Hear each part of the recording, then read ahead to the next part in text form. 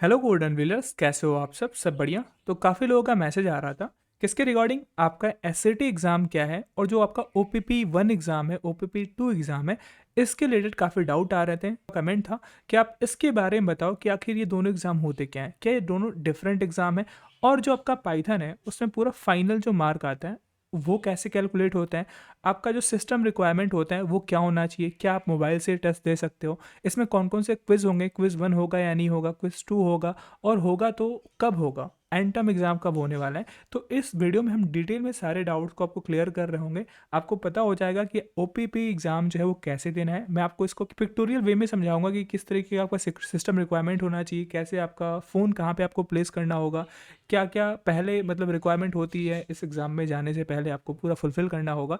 In detail में हम सबको डिस्कस करेंगे जिससे कि आपको इसके रिगार्डिंग कोई भी डाउट नहीं बचेगा। तो चलिए स्टार्ट करते हैं। तो देखो, सभी ने अभी जो आपका पहला टर्म है उसको अभी आपने कंप्लीट किया होगा, तब आप आ रहे हो, आप पाइथन के साथ जा रहे हो। ठीक है, पाइथन क्या है? एक प्रोग्रामिंग लैंग्वेज है। अब सपोज करो, हम जानते हैं सब लोग कि जब भी टर्म आप सेलेक्ट करते हो तो उस टर्म में क्या होता है, आपको एग्ज़ाम सेंटर जो आपका टीसीएस का एग्ज़ाम सेंटर है वहाँ पे जाके आपको 3 एग्ज़ाम देने होते हैं। एक होता है क्विज़ 1, दूसरा होता है क्विज़ 2 और तीसरा क्या होता है, एंड टर्म एग्ज़ाम। अब इन तीनों एग्ज़ाम के अलग-अलग वेटेज होते हैं, ठीक है? अगर मैं सिंपल सी बात करूँ कंप्यूटेशनल थिंकिंग की, इसमें आपने 3 एग्ज़ाम दिया होगा, क्विज़ 1, क्विज़ 2 और आपका एंड टर्म। ऐसे ही जब मैं पाइथन प्रोग्रामिंग की बात करूँ, तो पाइथन प्रोग्रामिंग लैंग्वेज में होता क्या है कि आपको इस वाले एग्ज़ाम में क्विज़ 2 नहीं देना होता है। क्या नहीं देना होता है? क्विज़ 2 आपके लिए नहीं होगा पाइथन में। अब क्विज़ 2 नहीं होगा तो कैसे एग्ज़ाम में हमारा नंबर कैलकुलेट होगा वो हम समझते हैं। तो देखो, जब क्विज़ 2 नहीं होगा तो इसके जगह पे आपके 2 और एग्ज़ाम इंट्रोड्यूस होते हैं। कौन-कौन से 2 एग्ज़ाम हैं? आप उनको ध्यान से समझ लो। एक जो है वो है ओपीपीई 1 और जो दूसरा एग्ज़ाम है वो है आपका OPPE 2। ठीक है, ये आपके 2 एग्ज़ाम हैं। अब यहाँ पे कन्फ्यूज़न आ रहा होगा कि OPPE क्या है? तो इसका मतलब होता है ऑनलाइन प्रॉक्टेड प्रोग्रामिंग एग्ज़ाम। क्या होता है? तो ओपीपी क्या होता है? Online proctored programming exam. ये क्या होता है? ये आपके टीसीएस वाले सेंटर पर नहीं होता है, ये आपके घर पे बैठ के ही होता है। लेकिन यहाँ पे क्या होता है, आपको कैमरे के अकॉर्डिंग यानी कैमरे से आपको मॉनिटर किया जाता है। आप यहाँ पे भी नकल वगैरह नहीं कर सकते हो, इसीलिए पूरी व्यवस्था की गई होती है। यहाँ पे कोई सिस्टम रिक्वायरमेंट होती है, आपका स्क्रीन शेयरिंग वगैरह करना होता है। तो ये आपका होता है OPP 1 और OPP 2 एग्जाम। ठीक है, अब इसके बारे में हम डिटेल में बात करेंगे, क्या कैसे इसमें पूछा जाता है, कब कौन से डेट पे कब होने वाला है, ये हम डिस्कस करेंगे। लेकिन आप ये समझ जाओ कि क्विज 2 के जगह पे आपको क्या देना होगा, आपको OPP 1 देना होगा और OPP 2 देना होगा। ठीक है, अब देखो ये क्या होता है, ये आपके प्रोग्रामिंग टेस्ट होते हैं। यहाँ पे आपको क्या मिलेगा, यहाँ पे आप देखोगे कुछ केसेस दी गई होंगी, उनको आपको क्या देना होता है, उनके लिए प्रोग्राम लिखना होता है इन दोनों वाले टेस्ट में। अब समझते हैं कि OPP 1 जो होगा वो आपके ऑनलाइन आपके सिस्टम पे होगा, खुद के सिस्टम पे होगा। तो इसमें कुछ रिक्वायरमेंट होगी। अब देखो, ये हो गया आपका, सपोज करो कि OPP जो एग्जाम है वो आपका फाइनल एग्जाम है। ठीक है, सपोज करो क्या है, ये आपका एक्चुअल एग्जाम है, रियल वाला एग्जाम है, फाइनल एग्जाम। ठीक है, तो इससे पहले क्या होता है, इस एग्जाम से पहले जो आपका फाइनल एग्जाम है, इससे पहले जो OPP 1 से पहले क्या करते हैं, ये आपका OPP SCT एग्जाम होता है। क्या होता है? OPP SCT exam. अब ये क्या होता है, ये आप समझ लो कि ये एक तरीके का मॉक टेस्ट होता है, यानी कि ये पहले ट्रायल वे होता है, इसका नंबर वगैरह नहीं होता है, ये ट्रायल के लिए होता है। क्या होता है ये ट्रायल के लिए होता है कि आप क्या, जो भी रिक्वायरमेंट है OPP 1 एग्ज़ाम को देने के लिए वो आप फुलफिल कर पा रहे हो कि नहीं। इसमें होता क्या है, इसका समझ लो कि आप SCT का मतलब क्या होता है। SCT का मतलब होता है, एससीटी का मतलब होता है सिस्टम कंपैटिबिलिटी टेस्ट, यानी कि पहले आपके सिस्टम को चेक किया जाएगा कि क्या आपका सिस्टम OPP 1 एग्ज़ाम या फिर OPP 2 एग्ज़ाम को देने के लिए कॉम्पैटिबल है कि नहीं। अगर आप इस वाले एसएटी एग्ज़ाम को आप सही सही करते हो, इसको फुलफिल करते हो, जो भी कंडीशन होता है, आपको वहाँ पे कुछ सबमिट करना होता है, आपको इमेज सबमिट करना होता है, मैं आपको डिटेल में बताऊंगा। ये आपको पहले देना होगा, आपको लिंक इसका आपके जीमेल पे आएगा, यानी कि जो भी आप इनबॉक्स में देखोगे वहाँ पर आपको लिंक मिल जाएगा कब से ये देना होगा। ठीक है, तो आपका पहले होगा OPP SCT एग्जाम होगा, ये आपका ट्रायल एग्जाम होता है, इसको आप मॉक टेस्ट मान लो। और इसके बेसिस पे ये डिसाइड होगा कि आप क्या OPP 1 के लिए एलिजिबल हो कि नहीं। ठीक है, तो ये होता है SAT। तो आपको समझ में आ गया होगा कि क्या होता है SAT और क्या होता है OPP 1 एग्जाम। ठीक है, अब बात करते हैं OPP 1 हो गया, अब होता है OPP 2। इसका मतलब क्या होता है, ये होता है OPP 1 के बाद ये क्या होता है, इसमें भी कुछ एलिजिबिलिटी क्राइटेरिया होता है, जैसे कि आपका फाइनल एग्जाम को देने से होता है कि आपके कुछ ग्रेडेड असाइनमेंट जो मिलते हैं उनको आपको सबमिट करना होता है, तो उसमें आपके 40 नंबर आने चाहिए। इसके बारे में हम डिटेल में डिस्कस कर, लास्ट में इसको हम डिस्कस करेंगे। तो आप समझ गए कि OPP1 क्या होता है और OPP2 क्या होता है। अब एक्चुअल जो डेट है वो काफ़ी इंपॉर्टेंट है, यहाँ पे आप ध्यान से देखना। जो क्विज 1 होने वाला है आपका पाइथन के लिए, वो होगा 23 फरवरी को, जैसा कि सबका है, ये आपके TCS वाले सेंटर पे होगा। क्विज 2 आपका नहीं होने वाला है प्रोग्रामिंग के लिए। एंड टर्म का एग्जाम होगा 13 अप्रैल को, जैसे कि आपका सबका होगा 13 अप्रैल को। दो अदर कोर्सेज हैं उनके लिए भी होगा। अब क्विज 2 नहीं हो रहा है, तो यहाँ पे आपका OPP1 एग्जाम होगा। कब होगा? ये आपका 2 मार्च को होने वाला है। OPP2 जो एग्जाम होगा वो क्या होगा? 6 अप्रैल को होगा। ठीक है। और जो भी आपका अलॉट टाइमिंग होगा वो आपको जैसे मिलेगा वो आपको मेल के थ्रू पता चल जाएगा कि कब आपका है। लेकिन आप ये डेट याद रखो कि जो आपका OPP1 आपका शेड्यूल है वो 2 तारीख को है, और जो OPP2 है वो 6 तारीख को है। अब क्या करते हैं, अब हम SAT कैसे देना है, क्या एलिजिबिलिटी क्राइटेरिया होता है, कैसे हमें कैमरा को प्लेस करना है, इसको समझते हैं, पिक्टोरियल वे में समझते हैं। अब आपको कुछ इमेजेस दिखाई दे रहे होंगे, यानी कि आपके स्क्रीन पे, ये आपके SAT के रिगार्डिंग है। ठीक है। SAT बोले तो सिस्टम कंपेटेबिलिटी टेस्ट के रिगार्डिंग है। आपको क्या होगा, आपको मेल मिलेगा। ठीक है। मेल क्या मिलेगा? Announcement on non proctored SAT for this term. इस टर्म के लिए जो आपका SAT है वो कब आपका होने वाला है उसके रिगार्डिंग आपको मेल मिल जाएगा। आपको ये मेल अपने मोबाइल पे ओपन करना है। ठीक है। यहाँ पे आपके 2 लिंक होंगे, एक होगा एग्जाम लिंक जो कि यहाँ पे दिख रहा होगा, जहाँ पे आप एग्जाम दोगे SAT के लिए, और जो आपका होगा एक Gmail लिंक, यहाँ पे जो गूगल मीट का लिंक होगा वो दिया होगा। तो आपको करना क्या है, आपको Gmeet लिंक पे क्लिक करना है अपने मोबाइल पे। ठीक है। अपने मोबाइल को यहाँ पे यूज़ करना है, अपने मेल को अपने मोबाइल पे एक्सेस करना है, और जो मैसेज आपको ये वाला दिखेगा, announcement on non proctored SAT for this term, इस वाले मैसेज को ओपन कर लेना है, इस वाले मेल को ओपन करना है, और यहाँ पे Gmeet लिंक पे क्लिक करना है। ठीक है। जब Gmeet लिंक पे क्लिक करोगे उसके बाद आपको क्या करना है, अपने जो रूम होगा जहाँ पे आपको टेस्ट देना होगा, वहाँ पे आपको एक स्टैंड चाहिए, मोबाइल स्टैंड, उसमें अपने मोबाइल को प्लेस कर देना है, जिसमें आपने Gmeet लिंक ऐड किया हुआ है, यानी कि Gmeet लिंक क्लिक करने के बाद उसमें ज्वाइन कर लो। फिर आपको क्या करना है, इसको मोबाइल स्टैंड पे प्लेस कर देना है। ठीक है। और यहाँ पे आपको देखना है, यहाँ पे अपना जो वीडियो वाला ऑप्शन है उसको ऑन कर देना है। आप यहाँ पे माइक भी ऑन कर सकते हो, लेकिन ये बाद में आपको बताया जाएगा कि आपको माइक ऑन रखना है या बंद रखना है, लेकिन जो वीडियो होगा वो ऑन रहेगा। ठीक है। तो इस तरीके का कुछ आपका इंटरफेस दिखेगा। ये मोबाइल वाला है। आपको मोबाइल पे ये ज्वाइन करने के बाद, यानी Gmeet लिंक पे क्लिक करके इसको ज्वाइन करने के बाद इसको प्लेस कहाँ कर देना है, आपको स्टैंड पे प्लेस कर देना है। अब स्टैंड पे प्लेस जब करोगे तो इसकी भी कुछ रिक्वायरमेंट है। अब रिक्वायरमेंट ये है कि आपको कैमरे को ऐसे प्लेस करना है कि आपको एक डेस्क चाहिए जिस पे आप कंप्यूटर रख के काम करोगे।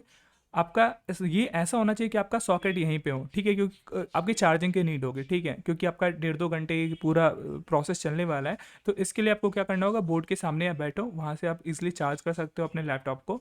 आपका एक टेबल होना चाहिए जिस पे आप क्या करोगे, अपने लैपटॉप को रखोगे। ठीक है। और आप एक चेयर पे आराम से स्ट्रेट वे में बैठोगे, और जो आपका जो कैमरे का, जो आपका मोबाइल का जो कैमरा है, इसकी पोजिशनिंग ऐसे हो रही होगी, क्योंकि ये क्या करेगा, जो आपका कैमरा है जो स्टैंड पे आप यहाँ पे प्लेस करोगे, वो आपको इस तरीके का पूरा फुटेज रिकॉर्ड करे, जिसमें आपका लैपटॉप का स्क्रीन है वो विजिबल हो, आप विजिबल हो। ठीक है। आपका चेहरा विजिबल हो, और केवल आप टेबल पे क्या यूज़ कर सकते हो, आपका यहाँ पे अगर आप एयरफोन रखे हो, एयरफोन आप यूज़ नहीं कर सकते हो। केवल यहाँ पे आपको एक रफ शीट लेना होगा, एक पेपर लेना होगा और एक पेन लेना होगा। ठीक है। इसके अलावा आप कुछ भी यूज़ नहीं कर सकते हो। आप यहाँ पे कोई दूसरा डिवाइस नहीं रख सकते हो, आप यहाँ पे एयरफोन वगैरह यूज़ नहीं कर सकते हो, और चीज़ें यहाँ पे नहीं होनी चाहिए। नकल करने के लिए जो सामग्री है, जैसे अपने नोट्स वगैरह, आप यहाँ पे प्लेस नहीं रख सकते हो। और सबसे बड़ी बात है कि आपका जो कैमरा का प्लेसिंग है वो कैसा होना चाहिए, वो इस तरीके का होना चाहिए कि आपका जो कैमरा का, जो आपका लैपटॉप है वो विजिबल हो, और जो आप जहाँ पे बैठे हो वहाँ पे आपका जो चेहरा है वो विजिबल हो। यानी कि आप एग्जाम्पल के तौर पे इस तरीके से ले सकते हो। ठीक है। इस तरीके से आप कैमरा प्लेस करो कि ये वाला फुटेज जो हो वो आपके कैमरा में रिकॉर्ड हो। और ये कहाँ पे सब चल रही होगी, आपको कैमरा खोल के वीडियो नहीं रिकॉर्ड करना है।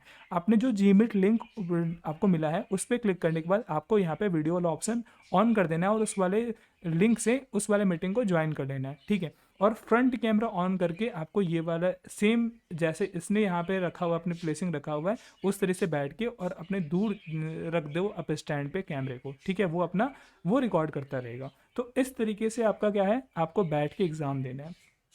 अब देखो, ये तो हो गया कैमरा वाला। कैमरा वाले अपने अलग सेट पूरा करके Gmeet ज्वाइन करके उसको अपने स्टैंड पे लगा के छोड़ दिया और इस तरीके से आप बैठ गए। अब यहाँ पे आपका मोबाइल का काम पूरा कंप्लीट होता है। अब आता है आपके सिस्टम पे। सिस्टम पे क्या करना होगा, आपको पहले जाना है अपने गूगल क्रोम में, ठीक है। गूगल क्रोम में जब जाओगे तो आपको पहले सेटिंग पे क्लिक करना है और सेटिंग में आप देखोगे नीचे यहाँ पे अबाउट क्रोम दिखा होगा, आप इस पर क्लिक करोगे। इससे क्या होगा कि जो अगर आपका गूगल क्रोम जो है वो अपडेटेड नहीं होगा तो वो अपडेट हो जाएगा। आपका जो गूगल क्रोम है वो अपडेटेड होना जरूरी है। तो पहली रिक्वायरमेंट यही है कि आप क्या कर लो, अपने गूगल क्रोम को अपडेट कर लो। तो आपका गूगल क्रोम जब अपडेट हो जाएगा तो ये आपके सिस्टम में करना है, ठीक है, लैपटॉप पे करना है एसएटी एग्जाम के लिए। जब आपका गूगल क्रोम अपडेट हो जाएगा फिर क्या करना है, आपको अपने गूगल क्रोम पे इनकॉग्निटो मोड ओपन करना है, एक नया विंडो ओपन करना है। आपको यहाँ से क्लिक करके न्यू इनकॉग्निटो मोड आप ओपन कर सकते हो, या फिर आप shift plus control plus N type करके भी क्या कर सकते हो, आप इनकॉग्निटो मोड ओपन कर सकते हो। यहाँ पे ओपन कर लेना है और ओपन करने के बाद अपने जीमेल को लॉगिन करना है, ठीक है। अपना जीमेल लॉगिन कर लो अपने सिस्टम पे। जीमेल जैसे ही लॉगिन करोगे आपको IIT Madras BS degree support से एक आपका मेल आया होगा, ठीक है, announcement for non proctored SAT for this term. आप इस वाले मेल को खोलोगे। जब मेल को खोलोगे तो आपको दो लिंक यहाँ पे मिलेंगे, एक मिलेगा एग्जाम लिंक और दूसरा जो मिलेगा वो मिलेगा जीमेट लिंक। आपको पहले क्या करना है, आपको एग्जाम लिंक पे क्लिक करोगे तो इस तरीके का पोर्टल ओपन होगा। आप यहाँ पे जो यूआरएल है वो मैच कर लेना, यही यूआरएल होना चाहिए। आप यहाँ पे देखोगे, यहाँ पे एग्जाम डेट दिया होगा जब आपका एग्जाम हो रहा होगा, ठीक है, एसएटी वाला। और यहाँ पे क्या होगा, यहाँ पे आपके एग्जाम लिंक यहाँ पे दिया होगा, ठीक है। आप यहाँ पे क्लिक करोगे तो वो आपके पोर्टल पे लेके चला जाएगा, लेकिन अभी आपको क्लिक नहीं करना है, आप इसको ओपन करके रख लो।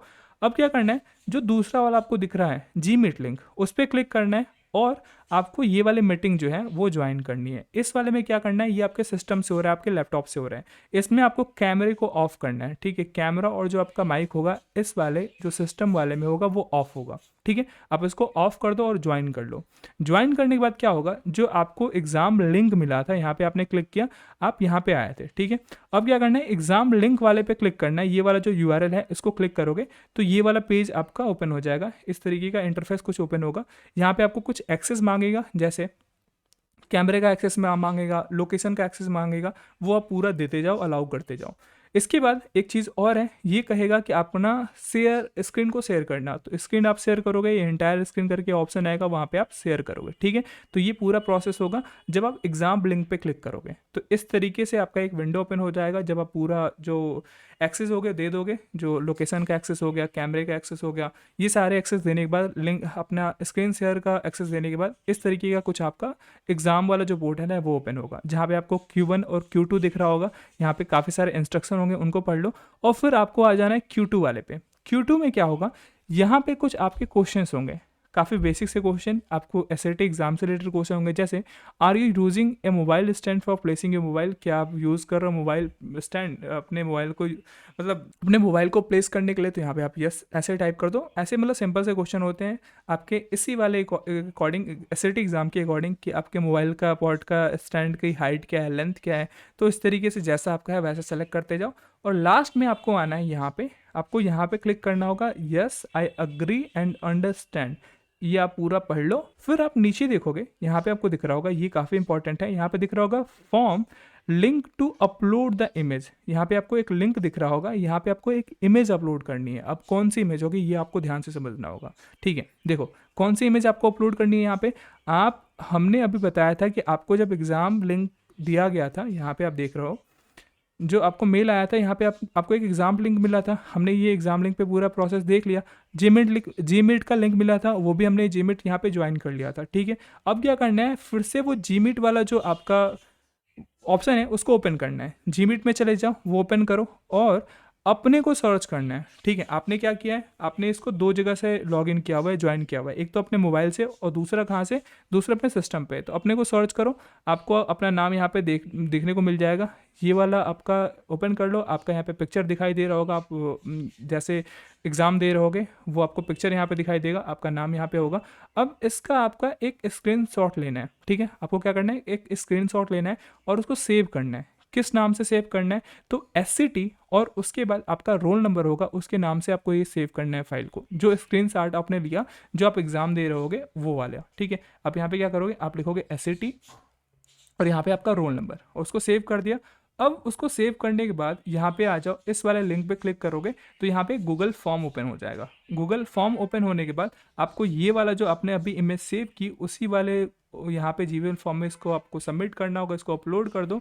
अपलोड करने के बाद यहाँ पे आई अग्री करके है, यहाँ पे ऑप्शन पे क्लिक करना है और लास्ट में आपको सबमिट पे क्लिक करना है। तो इस तरीके से पूरा जो आपका प्रोसेस हो जाएगा वो कंप्लीट हो जाएगा। आपको इमेज ज़रूर से ज़रूर सबमिट करना है और इमेज का जो तरीका होगा वो इस तरीके का ही होगा। तो आई होप कि आपको पूरा समझ में आ गया होगा कि एसएटी क्या है। आप फिर उसके बाद सबमिट करने के बाद आप एग्जिट हो सकते हो। आपका पूरा जो एसएटी वाला एग्ज़ाम का प्रोसेस है वो कंप्लीट हो जाएगा। तो ये तो रहा पूरा एसएटी एग्ज़ाम। क्या हो गया, ये आपका सिस्टम कंपेटेबिलिटी टेस्ट चेक हो गया कि हाँ आप मतलब एलिजिबल हो, आपका टेस्ट जो होगा वो सही होगा। फिर क्या होगा, जो आपने इमेज सबमिट किया है वो जाएगा आईआईटी मद्रास के यहाँ। वो क्या करेगा, वो चेक करेगा कि आपका जो सिस्टम है वो कंपैटिबल है कि नहीं, आपने सही इमेज करेक्ट वे में सबमिट किया है कि नहीं। फिर उसके बाद क्या करेंगे, वो आपको क्लियर कर देंगे। आपको ओपीपी 1 एग्ज़ाम के लिए आप क्या हो जाओगे, एलिजिबल हो जाओगे। ठीक है, अब बात कर लेते हैं ओपीपी 1 के एग्ज़ाम के बारे में कि उस दिन क्या होता है, किस तरीके से आपको सिस्टम रिक्वायरमेंट होगी और सबसे पहले बात की ग्रेडिंग क्या होती है, किस तरीके से ग्रेड आपको मिलता है, तो उसके बारे में हम डिस्कस कर लेते हैं। अब बात करते हैं ओपीपी 2 एग्ज़ाम के बारे में कि इसके लिए कैसे आपको एलिजिबल होना है। तो इसमें क्या है, कुछ इन्होंने कंडीशन लगा रखा हुआ है। क्या कंडीशन है, पहला कंडीशन यही है कि जो आपको वीकली प्रोग्रामिंग असाइनमेंट मिल रहा है, जो 7 वीकली प्रोग्रामिंग असाइनमेंट है, उनमें से जो आपके 5 बेस्ट हैं उनको लिया जाएगा और उनका जो स्कोर होना चाहिए वो 40 से एबव होना चाहिए। 40 या फिर 40 हो सकता है या फिर 40 से एक ज़्यादा होगा तो क्या होगा, आप ओपीपी 2 के लिए एलिजिबल होगे। ठीक है, अब तो ये हो गया जीआरपीए के लिए। और दूसरा क्या होगा, आपका 7 वीकली जो first 7 weekly objective and programming test होगा उसका भी स्कोर जो होगा वो 5 बेस्ट का जो स्कोर होगा वो भी क्या होना चाहिए, 40 से एबव होना चाहिए। तब आप क्या होगे, तब आपका ओपीपी 2 एग्ज़ाम जो होगा वो शेड्यूल होगा। अगर आप इन रिक्वायरमेंट को फुलफिल नहीं करते हो तो आपका जो ओपीपी 2 एग्ज़ाम है वो शेड्यूल नहीं होगा। समझ में आ गया। अब बात करते हैं आपका एंड टर्म एग्जाम का कि एलिजिबल कैसे आप हो गए। तो एंड टर्म का एलिजिबल भी सेम ही है कि आपका जो best 5 out of 7 weekly assignment जो होगा ऑब्जेक्टिव एंड प्रोग्रामिंग का, उसमें आपका जो स्कोर होना चाहिए, एवरेज स्कोर होना चाहिए, वो क्या होना चाहिए, 40 या 450 से ज़्यादा होना चाहिए। तब आप एंड टर्म के लिए क्या हो जाओगे, एलिजिबल हो जाओगे। ठीक है, अब क्या होता है कि आपने एंड टर्म के लिए एलिजिबल हो गए, आप ओपीपी 2 और ओपीपी 1 भी दे दिए, लेकिन जो आपका फाइनल कोर्स का ग्रेड होगा वो कैसे आपका डिपेंड करेगा, उसकी एलिजिबिलिटी क्या होगी कि आपका फाइनल जो कोर्स ग्रेड होगा वो कब मिलेगा। तो देखो, पहले आपको एंड टर्म एग्ज़ाम देना होगा तब आपका ग्रेड कैलकुलेट होगा। और दूसरा जो मिनिमम स्कोर होना चाहिए, कोई भी दोनों में से जो आपका ओपीपी 1 एग्ज़ाम है और जो दूसरा आपका ओपीपी 2 एग्ज़ाम है, इन दोनों में से एक में आपका क्या होना चाहिए, मिनिमम 1 में क्या होना चाहिए, आपका 40 से ज़्यादा नंबर होना चाहिए। अगर सपोज करो आपने ओपीपी 1 जो है उसमें आप 40 से कम लेके आए, ओपीपी 2 आपने दिया उसमें 40 से कम लेके आए, ठीक है, तो आपका क्या होगा, जो फाइनल कोर्स का ग्रेड होगा वो आपका ऑब्टेन नहीं होगा। तो मिनिमम रिक्वायरमेंट यही है कि आपका ओपीपी या फिर ओपीपी 2 दोनों में से किसी एक में भी आपका क्या होना चाहिए, आप उसको पास करो। आपका जो मिनिमम स्कोर होना चाहिए वो 40 या 40 से ज़्यादा होना चाहिए, तभी आपका फाइनल जो कोर्स का ग्रेड होगा वो बनेगा। और आपका एंड टर्म एग्जाम आपका आपने दिया हो तभी आप क्या करोगे, आप फाइनल कोर्स का ग्रेड आपको मिलेगा। नहीं तो अगर आपने दोनों में से कोई मिस कर दिया, यानी कि आपने एंड टर्म एग्जाम नहीं दिया या फिर आपने ओपीपी 1 दिया उसमें फेल हो गए, ओपीपी 2 दिया उसमें भी 40 से कम है, तो आपका फाइनल जो ग्रेड है वो शो नहीं करेगा। ठीक है, फिर से आपको कोर्स को रिपीट करना होगा। अब जो एसएटी एग्ज़ाम है वो किसके लिए है और ये कब शेड्यूल होता है, तो देखो, जो ओपीपी एसएटी एग्जाम है, जो सिस्टम कंपेटेबिलिटी टेस्ट एग्जाम है, कोई जिसके टर्म में प्रोग्रामिंग वाली लैंग्वेजेस हों, जैसे फाउंडेशन लेवल में अगर पाइथन की बात करूं, डिप्लोमा में जावा हो गया, डीबीएमएस हो गया, पीडीएस हो गया, एमएलपी हो गया, एससी हो गया, डिग्री लेवल में सी प्रोग्रामिंग हो गया, बिग डेटा हो गया, इनके लिए क्या होता है, सिस्टम कंपेटेबिलिटी टेस्ट होते हैं, ओपीएससीटी होते हैं। ठीक है, ये इसमें नीडेड होता है। अब जो ओपीपी एससीटी है वो शेड्यूल कब होता है, तो ये आपके वीक 2 में शेड्यूल होता है। और ऐसा नहीं कि केवल एक ही दिन के लिए ओपन होगा, ये पूरे एक वीक के लिए ओपन होता है। अगर मैं सितंबर टर्म की बात करूं तो ये ओपन कब था, ये सितंबर 28 से स्टार्ट होके 5 अक्टूबर तक क्या कर सकते थे, आप ओपीपी एससीटी एग्जाम दे सकते थे। ठीक है, और ये यूजुअली कब स्टार्ट होता है, ये वीक 2 में ही शेड्यूल होता है। तो आप इस तरीके से देख लो, आप लगा सकते हो। अभी डेट आउट नहीं हुआ है जनवरी टर्म के लिए, इसके रिगार्डिंग होगा वीक 2 में ही क्या होता है, आपका एससीटी का लिंक आपको मिल जाएगा आपके मेल पे। तो आई होप कि आपको सारा चीज़ क्लियर हो गया होगा कि कितना आपका नंबर नीडेड होता है, कब आपका एग्जाम होने वाला है। तो अगर अभी भी कोई भी डाउट आपको बचता है तो आप फ्रीली कमेंट करो कमेंट बॉक्स में। मैं कोशिश करूँगा कि आपके जितने भी सारे डाउट्स हैं वो क्लियर किया जा सके। ठीक है, तो मिलते हैं नेक्स्ट वीडियो में नेक्स्ट टॉपिक के साथ। जय हिंद, जय भारत।